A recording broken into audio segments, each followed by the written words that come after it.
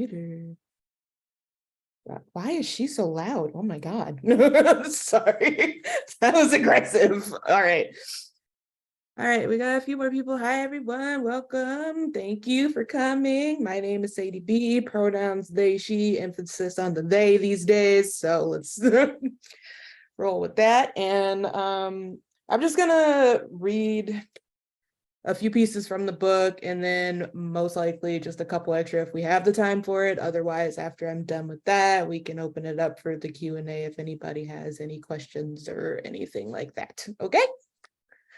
All right. So as we know, Magic Lives in Girls came out on the 28th with Kith Books, who I'm super excited to work with. It's been a really fun experience, and this is a chapbook I'm very proud of.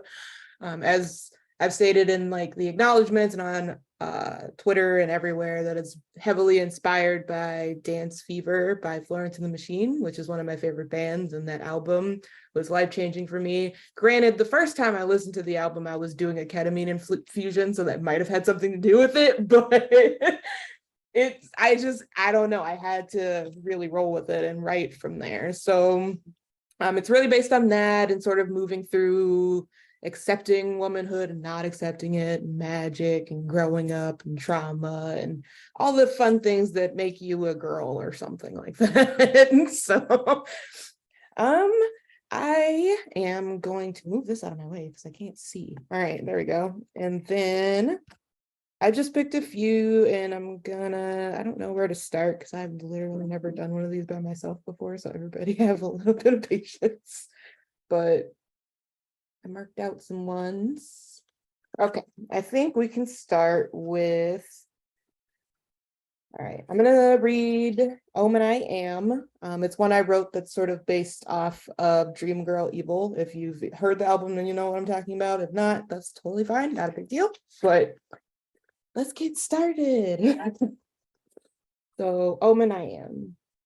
I saw the night through the eyes of an owl perched upon my windowsill.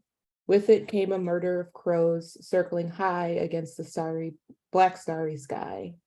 The night before, I dreamt only of snakes falling from trees surrounding me, 1,000-mile stares from their beady dark eyes. Then I became them. Call me the shadows that lurk in the corner of your vision, that subconscious itch to throw salt over your shoulder, a quick rap on solid wood, a vulture that silently waits while you are lost in the desert. The face you see in a shard of glass from a broken mirror. I am no moral center. Utter my name, you shall know true doom. Omen I am, hardened dream girl, from birth to grave. I possess no fear of silly superstitious games. Thank you. Okay. And let's see. I should have color coded better. All right, there we go. And then, so the next piece I'm going to read is actually a creative nonfiction piece. It's pretty short. Obviously, I didn't put long ones in here. Thank you. It's called I Am the Universe Born Anew. It's very based in space, but still sort of mystical. And I'm not going to tell you what it's about. You can kind of just infer from what I'm going with. It's very lyrical. So, burst forth from the dust of stars, the matter of the universe, a specter of that loud cacophonous bang, born from the ethereal into the corporeal. Dispersed into atoms that bond into molecules, the spark of a brain and the coalescing into this body. DNA passed down from my mother and my father wholly belongs to the stars and distant galaxies above. These woven strands holding memories of birth and death of stars thousands of miles from here. I don't remember the beginning. Before my own noisy, albeit minuscule entrance into this world, my cells took root deep in a universe within a universe. One thrust egg expanding into stars within the cosmos created for me. Not a tremendous open void of vacuous space, but a cocoon of warm liquid, tethered to my mother, the sun. Nutrients delivered directly to my tiny body, growing slowly into a planet of its own orbit, a womb of safety, absorbing the infinite memories nested in the DNA of my mother. Atoms, molecules, and matter are all made up of experiences I never had. I knew my mother's pain before I knew I was alive, yet I still feel its traces. I was a tiny planet made from some kind of love, nourished with the truth of the world, of all my mother was, then pushed out into a world full of other planets. I spent my life colliding with them, chipping off pieces and gaining rings like Saturn. Safety became keeping distance between me and others, including my mother, who was no longer my son. Too cold to be a star. Outside my cosmos, it was much easier to see my mother, mere planet, my father, black hole, capable of pulling me apart with their presence. Both flawed, weathered by years of collisions. I was born imperfect, a remnant of battered earth. Oh, how I longed to take my place with the stars. I longed to emerge from the tiny battered planet I had become and go brighter than others wanted me to, only to find that I had none of the makings. My mass too little, my hopes much too high. My exterior cratered reminders of asteroid collisions that parents, friends, and lovers hurled and called love. This body forever marred by their crimes. I have tried to fill the deep chasms over and over again, I still fixed hopefully to the cosmos. I have learned that there is beauty in the brokenness. I am my own sun, my own moon, and a wondrous solar system within myself. I am the universe born anew, my own evolution, a forceful shift in orbit since leaving the womb.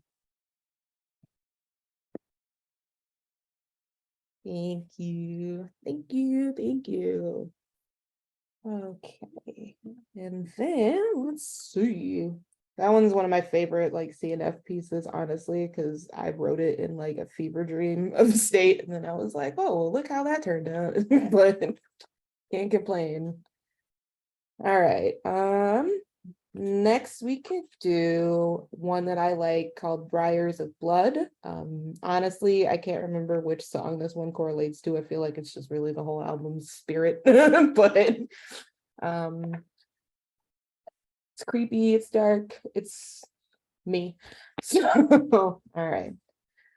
Deeper into the rose bush I crawl, paying no mind to the thorns below. I long to lie within the beauty, such vicious depths, such sharp points, engraving my body with a pain too familiar. Blooms the color of blood, now drinking from the barbs dripping in mine. Among these briars, I carve out my home until this earthly agony turns me to stone.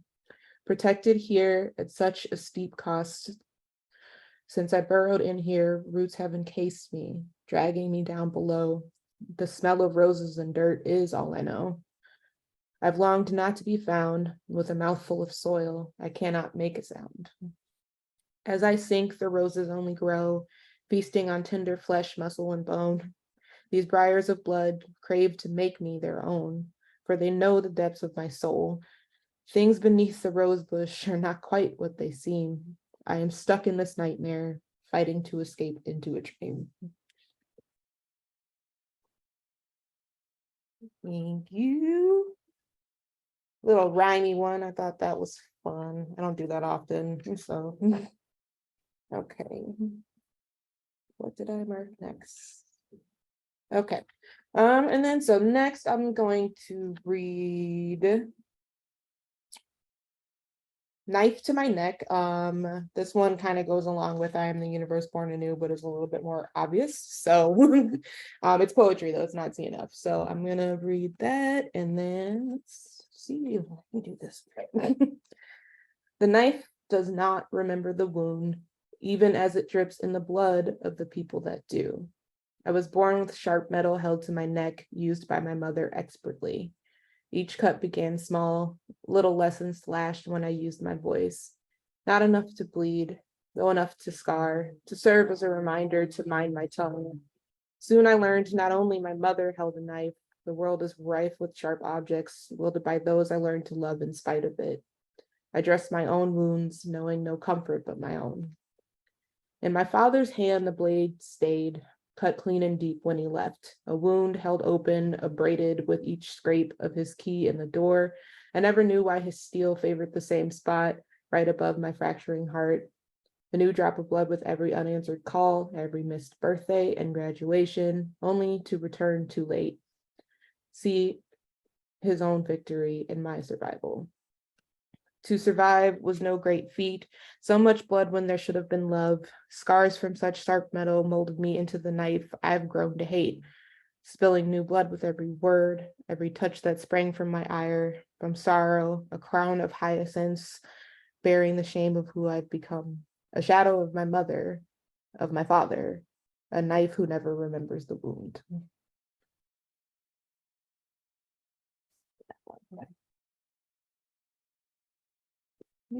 Thank you.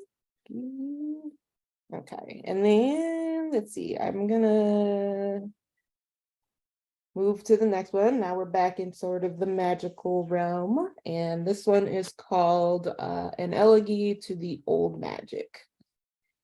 Ancient histories speak to me, echoes of mysterious power and untamable beauty. Potent magic filled the air as goddesses walked among men. Medicine women, witches, fairies, sirens, and mambos. Divine feminine mystique, a precious gift from the Earth Mother, not one that men could touch. Sorcery wielded by feminine for feminine, an unbreakable chain of protection and safety. Mystic lands were salt, moon water, dragon's blood, milk thistle, mugwort and sage held answers. Communion with the stars was deeper than prayer, knowing the ethereal was second nature. The cosmos spoke and the feminine answered. When the moon shifted the tides, sirens below sang their alluring songs, leading impending danger astray into the abyss. I dream of such things in the deepest of sleeps, only to wake to a world where magic has been forgotten. The power of the feminine diminished beneath the feet of those the sirens once sank. Mystical lands give way to concrete jungles and bright lights, obscuring the cosmos once communed with. The Earth Mother cries as the air is no longer swirling with magic, but with the darkness of pollution. Goddesses have gone into hiding, shrouding themselves in the trees that remain, taking refuge with the fairies and witches who fear persecution. Mystique has gone as the feminine has been laid bare for all to see. Salt used to rub the wounds we only want to heal. Where the magic died, I'm not certain, yet I'd do anything to bring it back. Thank you. Thank you. I appreciate that. Okay. And then I think I only had one more from the book itself, and I'm gonna read it. It's The Magic Lives in Girls poem, which inspired the title. Oh, thank you. I love my plant references. I'm a bad witch at home, but I know what the words mean. I just don't be doing nothing. So, but yeah. This one is actually really funny because as I was writing it, I was writing it about this girl who was my friend in high school. And as I was writing it, which was like a few months ago, I was like, I had a crush on this bitch and I didn't even know it. But either way, I was in love at the time, but I was in high school and dumb and thought I was straight. So here we are. We've all been there. But yeah, so magic lives in girls. We were only girls searching for meaning and our place in this world. Outcasts, yet fast friends to each other. Somewhere in the back corner of the school library, we would be found flipping through books our parents did not want us to find. Knowledge hidden within ancient histories, marked as occult. Powerful women secreted away into pages of the taboo. Goddess Hecate, the Morrigan, Ishtar, Gaia. We learned of the power of the feminine, that magic could exist within us. Our after-school specials were about witches, grimoires, and the power of three. We studied the women that we longed to be. So we began, but only with the power of two, made our plans to meet with the full moon. Under the guise of a sleepover and the cover of night, we rode our bikes toward the gleam of the moonlight, our backpacks full of supplies, printed spells, and snacks. Down by the riverbed, we lit our fire and called on the mother, held our hands high as embers painted the sky. There was magic in us that night. With punctured palms, we sealed our bond, the two of us witches, forever, on and on. Thank you. Thank you. Honestly, but yeah, no. Every time I read that, I'm like, I wonder how she's doing. Like, pretty sure she's moved on from me. I'm not that interesting, but like, everybody's got their first girl crush, right? Any whoosies, I think that's all I have from there. So thank you for listening to selections from the book itself. If you want, I can read a couple pieces, or I can open it up to questions. I don't know what everyone's time is like. Oh, and thank you. Yeah, I miss her. We used to hang out all the time, and when we snuck out, it was the first time I'd ever done anything like that. And with my strict ass parents, I was convinced they were gonna find out, and I wasn't even home, but they never did. So hey, it works out. But yeah, I think that's all I've got from there. Oh, you want me to read more? Okay. Yes, all right. I will do that. Let me pull up my Google Docs because I've got a bunch of stuff just sitting in there. So Drive. It's in one of these things. Everything is sorted into a folder I can never find. All right, there we go. So I guess we'll keep within the same sort of vein. I'm working on a different collection right now, which I hope will be my first full length, unless I get tired of writing before I finish it, and then we'll see how that goes. Thank you. So I will, let's see. This one was recently published with Moth Eaten Mag, so I'll read that. It's one of my favorites. It's called If You Let Me. My hurt bites like a viper, venom seeping deep, burning a path to the heart of all things. This hurt is henbane and oleander steeped in the richest nectar. It must go down easy. If you could taste the bitter sting, the prickling on your tongue, you would beg me to stop. Yet I have only just begun. Feel the gnashing of teeth coated in stinging nettle rip into that wanting flesh. I will only hurt you if you let me. Let me hurt you, only you, if you let me. You should not let me. Oh, my dear, my hurt shall devour you. And there's that one. Check out Moth Eaten Mag whenever you have the time. They're super awesome. So that's super fun. Oh my God, what is going? Okay, I got it. It's about to freak out. Okay, and then let's see. I'll read Drip Drip was actually just published with Corporeal Lit Mag too. So that's, within the same vein.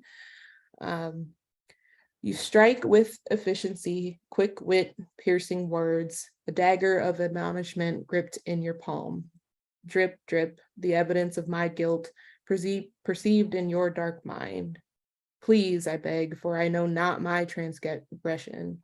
You speak in shouts when I need whispers, in blood when I need healing. I am allowed no recompense, only to suffer beneath your blade. My body a patchwork quilt of your vexed nature. Thank you.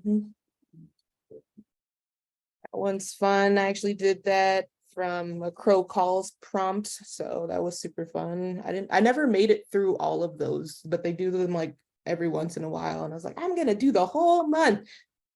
She did not do the whole month, but I got somewhere in there. But let's see. And then I'll read one that's a little bit older. It was published by Lavinna Press earlier this year, maybe last year now. God, what year are we in? I don't even know. It's called Worn Sword of Loyalty.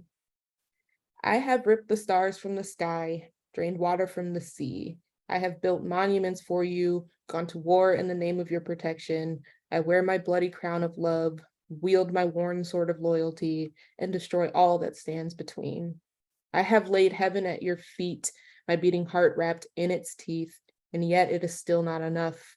You see the remnant I am lying before you, wishing silently for more.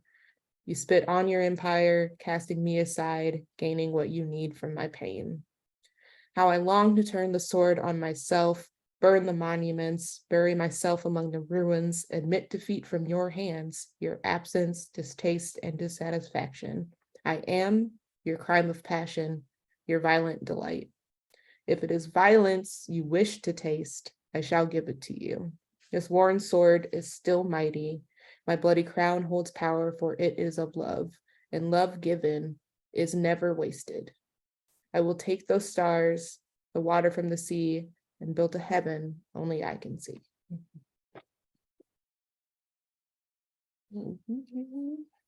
Awesome. Yeah, thank you. Appreciate it.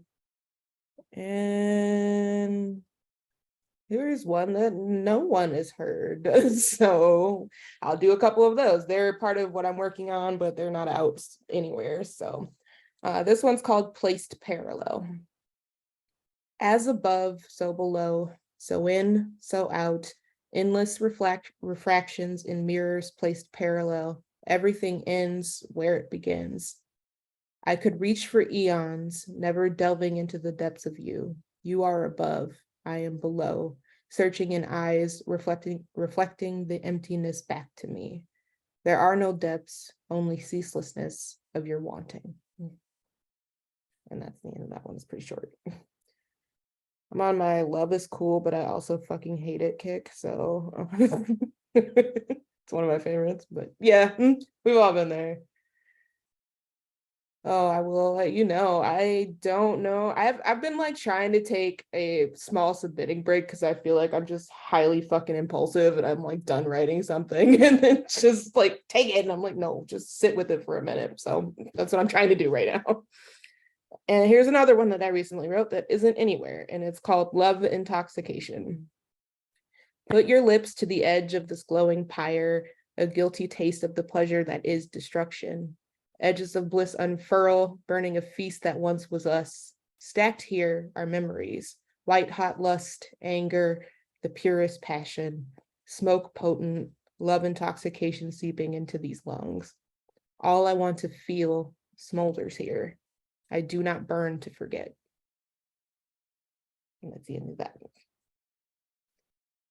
that. Thank you, Hosier, for the inspiration and moving on. But okay. And then I think I got one more. This one was in Hearth and Coffin not too long ago. Called Polluted, God damn it. Polluted Oxytocin. Oxytocin is a voracious plunderer, a brain-eating amoeba made of only fuzzy feelings and unending need, a parasite fungus turning us into zombies, blindly bending to others' whims just for a taste. It fills us until we burst, spreading spores of mutated love among the masses. No one ever quite loves the same. Each spore takes hold, morphs and shifts to the mind it eats. Suddenly love becomes a fate worse than death. I cannot die for love. Will not lose myself to the parasite of forgetting reality. I do not wish for oxytocin to be my enemy, to eat me alive from the inside out, for I cannot love if who I am is lost. Awesome.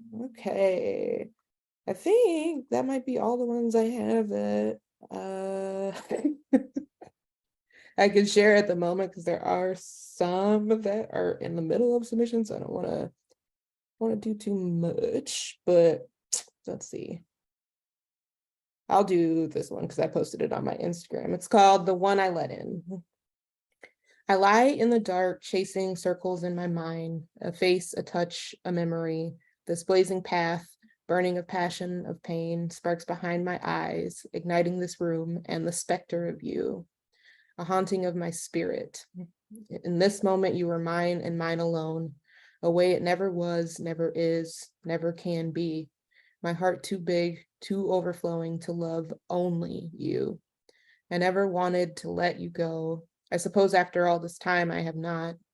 The only phantom that haunts me is the one I let in, chasing circles around my mind. Okay.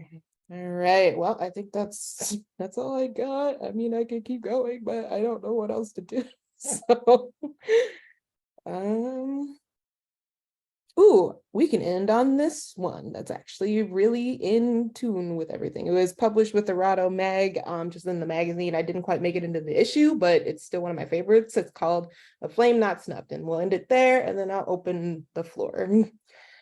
Okay, so a fire inside me burns, a deep ache smoldering, not a burn of passion, no, something more violent, thirsty, hungering for destruction, has raged inside me from the moment my bloodline took root. The instance XX became a chromosomal pair. Some say it all began with the forbidden fruit. If I were a believer, I might agree, but this rage did not begin with Eve, nor Adam, or any other fictive dream. It began with an explosion, a fiery Big Bang, then the moment that men came to have a name. Such power in a name, in hands designed to subjugate. With XX came XY. A once bright fire became a dim light. When man smashed Mother Earth beneath their feet, plundered and scorched to conquer everything within reach. But they could not snuff the flame of every woman that lost the name. This violent, thirsty, hungering burn is full of voices never heard. Thank you. I'm really not a like you need to raise your hand kind of bitch, so it's free for all it. But I'm gonna read some of the chat too. Okay, I'm reading the chat. Did you originally plan to invite? Honestly, I started seeing a theme because it was like right after my my infusion. I was like, I have so much inspiration, and I'm like, all of these poems are starting to sound an awful lot like something else that I've already listened to. But then, so after I realized it was sort of taking on that theme, I went back and listened to the album unencumbered with like a clear brain, and sort of it really just spoke to me on like so many different levels, just because Florence, one amazing vocalist. I got to see her in concert. It was an otherworldly experience for this album too. So that kind of helped spur that along, because she brings sort of like this, I'm pretty sure she's a fae, I don't know, but it was just like this frenetic energy the entire concert. It was amazing, and I was like, I need to capture that. And I had a few of these pieces already written, and I was like, I do want to do another collection that isn't just centered around like all my mental health struggles. I want to do something fun and different. So I really listened to the album and sort of correlated back in between doing both of those, which was a fun experience to do. So it's sort of both. It's like egg or chicken, chicken or egg. It's sort of kind of convalesced into the same thing. But let's see. What is my favorite piece in the new collection? In this collection, oh my God, I don't freaking know. When's the last time I read any of these except for like tonight? Once I like write something and I send it off, it's not my problem anymore. I would say Unbridled Daughter is one of my favorites, and then I didn't read it, but if you get the chance to, I Am No Mother, I Am the Curse Breaker is one of my favorites too. It's just about finally deciding that I am not having crotch fruit. There's no fucking way. I'm not destined for mom life. It will never be for me, and that's fine. I do not fault people who are mothers. You are true champions and heroes, but kids make my skin itch and I can't do it. So a fan of my art as well as writing, so I am wondering if you ever have any process or procedural things that you do that link the two to all the time. That's a really good question. A lot of my art is actually informed by the sort of macabre, like dark parts of my writing. As most people have seen my stuff, it's usually pretty dark and weird and spooky and ethereal, and a lot of what I write I try to capture in the same way. There's only been a couple times where one time where I've directly tried to translate a poem to a painting. It didn't quite work, so I mostly try to just capture like the essence. I'm very much into painting or drawing or doing whatever comes to my head and sort of feeling it out as it goes. Like I have a start goal in mind. My end goal is when the canvas tells me that I'm done with it, is sort of where I end up with that, which is my favorite thing. But yeah, my poetry and my writing sort of feel as a symbiosis in a way, because they're both just a little bit odd, a little bit weird, and like a lot of people are like, you never draw women with eyes. And I'm like, well, one, I'm autistic. I don't look at people's eyes that often. So it's hard to capture what you don't see very often. And two, it's just funner that way. So I think my main goal with most of my art is I don't go in with any preconceived notions of what I'm trying to tell people to see. I want you to see whatever it is that you want to see, and whatever you take away from it is sort of where I sit with that,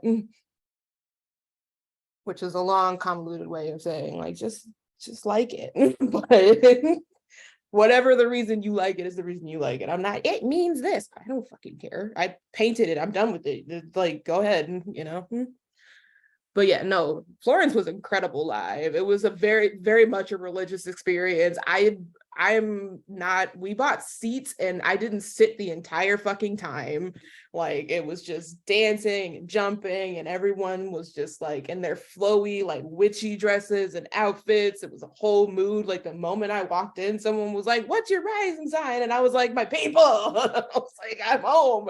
But it was beautiful. It was such a fun time, and I wish I could relive that again. And I'm just sad that I can't, but I do get to see Paramore in August. I guess that's a different experience, but no, Florence is amazing. I think my second favorite album of hers is actually Ceremonials, which I don't think people like as much, but it's one of my favorites because I'm secretly a band kid, and anything with an orchestral type track is gonna get me immediately. I love it. Just stuck in band. And of course, yeah, intense eye contact is uncomfortable and creepy. And so like in Jones knows, I've been trying to like learn how to draw faces and stuff, and I like something is always just a little bit off, and I'm pretty sure it's the fucking eyes because I'm just like, I don't look at those. Like I don't know. I think I was talking to one of my friends and they're like, you don't, I'm like, I do for like a couple seconds, but then it makes me itchy and I don't want to do it anymore. So like my eye contact level is like, I'm looking at your forehead. I'm not looking right here unless you have glasses, because then it's not as big of a deal. No one can tell. But yeah, for my art, it's usually women without heads, you know, or something in place of eyes, that kind of thing. Let's just make it super weird because women are frightening and cool and awesome and beautiful, and I want to capture all of that. And so I did not read that, but I will have to look it up for sure. And I'll It's try. another work inspired. It's a work inspired by ceremonials, but it's like I think it's like a novella or it's Oh, a okay. yeah, That it's sounds really really good. interesting. I'll have to read it. It's really good. Good. It's like mid 20th century lesbian romance themed Ooh, around ceremonials. yes. I'm gonna read it. And that's on my to read list after I get done reading this Mhm. thriller novel called Out. I don't know. Someone said something about it on TikTok, and now I'm reading it. Revenge feminism or some shit like that. I just started it. I just finished reading Circe, and that made me sad. So, but in a good way. It's a good book. Do I have any favorite writers or artists that I recommend? Honestly, there's so many people I've met in the last year through Twitter alone that it's like hard to even be like, I like said popular writer, because I'm like, I don't read that many. Like, I'm not like the Andrea Gibson girl, you know, but I can get the appeal. I would say for artists, I like John Carling's art a lot. Um, his like pen and line work and like surrealism is really fun. I follow him on Twitter. It's really good stuff. I actually have some of his stuff around here somewhere, but he does a lot of like pen line work and stuff like this, but then he also does greater scenes. But yeah, his name's John Carling. And then another one I like is Valerie Hippocampo, or I can't remember how to say her last name, but she's Hispanic. She doesn't speak any English, so following her Instagram is entertaining because I don't know what she's talking about, but her art is surreal, feminine, like illustrations. So I took a course from her online, and she's an illustrator who does a lot of really amazing stuff with like feminine energy. And the way she taught it is like pick 3 elements, sort of like what you want the focus to be, what the scene is it like sort of the water, fire, it's sort of witchery, and what she comes up with is like super beautiful every single time. Michael Ulrich is one I like, but I think everybody does at this point because he's everywhere, but he's the guy who does like the darker line work stuff with like the dayman nightman thing, moon stuff, that kind of stuff. I don't know. As far as artists goes, I like Jones's art, who's in here. You can definitely check them out. They follow me on Instagram and stuff too. But they do a lot of like cryptid stuff, and I love it. I love cryptid things. Even though I don't know anything about cryptids, I like looking at little weird shit, and they make little weird shit, so it's my favorite. But As far as writers, honestly, anyone from fucking Kith books. I've bought so many things from Kith, at this point that I think my entire poetry collection is just Kith and maybe a little bit extras. I would have to say, biased here, but Jay Rafferty from Sage Cigarettes, whom I work for, he writes really amazing stuff too. So does LE, and then I don't know, Steph writes occasionally, but not a lot. I like them. I really love reading just random stuff that I find. It's hard to pick, like, but most of the Kith authors for sure. And oh yeah, Micah Ulrich, he does, I sell those chaps of art, and like I love having those little like art books that are fun to look through. I can't draw like that. I said a year ago I couldn't draw at all, but look at me now. So you learn a lot. Do you have any favorite prompts or exercises when you feel stuck for writing or art? New albums, music. It's always music. Whenever I feel really stuck, I'm like, what haven't I listened to in a while? Or what might I like? Or what's an album? Did a new artist I like come out with a new album? Lately, I've been really digging Sleep Token. I know it's like super popular on TikTok at the moment, but I went and listened to the whole new album they put out, but I like that one so much that I went back and listened to a bunch of their old stuff. And so that's kind of fueling the reverie of this newest collection too, with like sort of how love is divine and also awful and disgusting. When you listen to that album. But yeah, music is a big one for me. I spend probably way too much time on Pinterest when I'm bored, but sometimes that'll spark a lot of stuff. But yeah, it's definitely the music. And then sometimes when I'm starting to hit burnout, that's when I know it's time for ketamine again, because my brain isn't working anymore. So that helps a lot too. But oh yeah, love is definitely a fungus. Like, as much as I love being in love, the BPD in me is like, this fucking sucks and I don't like it. So it's always a constant back and forth with my own brain. Like, it's fine. And every other day I'm like, I don't want to do it anymore. But I think loving is very human, and also human in the way that we all hate it so much, but can't help it. I know there's those people who are like, I love being in love. And I'm like, kudos to you, girly pop, because like this work, I can't do it. But yeah, no, mostly music. If I can't find anything to draw, I will learn how to draw a new flower that I haven't drawn yet.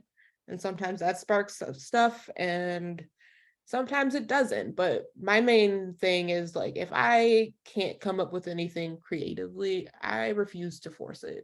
Like it's obviously I'm having a moment, the brain's having a moment, I need a moment, whatever the case may be. If I can't come up with anything, I'd rather come up with nothing at all than just some half-assed forced idea. I'm just gonna leave it alone and give my brain the break that it's clearly begging me for. So because I have a tendency to be doing a million things at one time. Obviously, I'm like working on that collection. I'm literally working on art on the side of my desk right here. There's a painting in the corner that I just started that I haven't even like done yet. There's another painting sitting on the desk there. Like, I'm constantly doing too many things at one time. So if I can't come up with any ideas, sometimes I move to a new medium, and that helps. I learn something new, or I just don't do anything at all, and I just give it a minute. But yeah, I think I just need to keep my brain busy at all times, because then the thoughts, and I don't want the thoughts. Like, don't make me think about things unless it's about how a bunch of billionaires thought going to the Titanic was a good idea, because that was a good laugh for a few days. But she's like, what did you expect to happen at this point? Let's see. Prompts, though, I don't know. I'm really bad at prompts, I think, because my brain doesn't, I guess prompts, my favorite prompts, and I was thinking about doing like a workshop on this. Like, I've never taught anyone how to do anything, but I love using song lyrics as a guiding post to something else, not taking directly the lyric itself, but like, what's the lyric of a song you like? And like, what does it mean? And like sort of capturing everything from there, which is kind of what happened in this collection.